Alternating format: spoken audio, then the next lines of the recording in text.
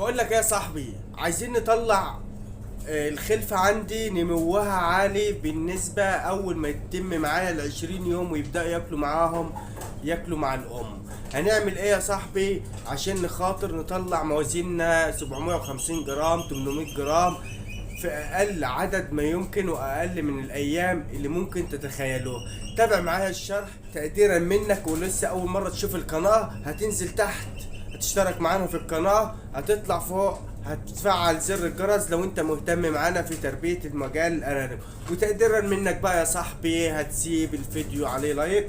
ودي يا جماعة طاجن، وخلي بالك من الطاجن ده هنعمل فيه ايه، وخليك متابع معانا الفيديو للاخر.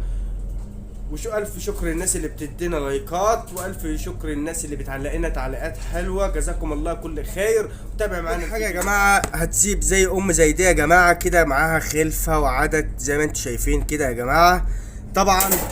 ودي بيت الولد اللي احنا فيه برضو خلفه. مش هيحصل حاجه يا جماعه لو احنا جبنا الطاجن فيه شويه علف وحطيناه للخلفه كده، وفي نفس الوقت المكلب بتاعنا فيه بعيدا عن الاطفال زي ما انت شايفين كده.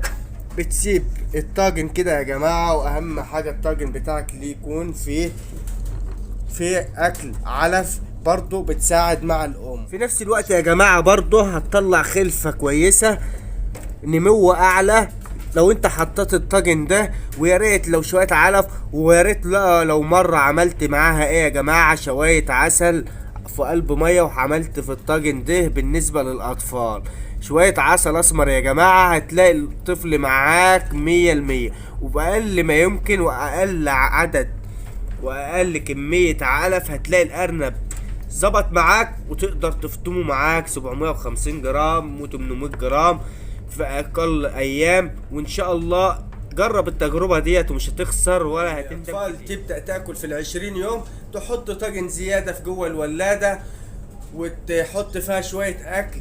وكل ما الارنب ياكل معاك زود في الاكل. ان شاء الله في عمر 28 يوم 30 يوم هتفطم الارنب كويس. سواء انت بتفطم على 28 او بتفطم على 32 او 35 هتفطم الارنب. الطاجن ده يا جماعه مهم جدا جدا. اول ما بتفتح للاطفال في عمر ال15 بتبدا تحطه امتى يا جماعه؟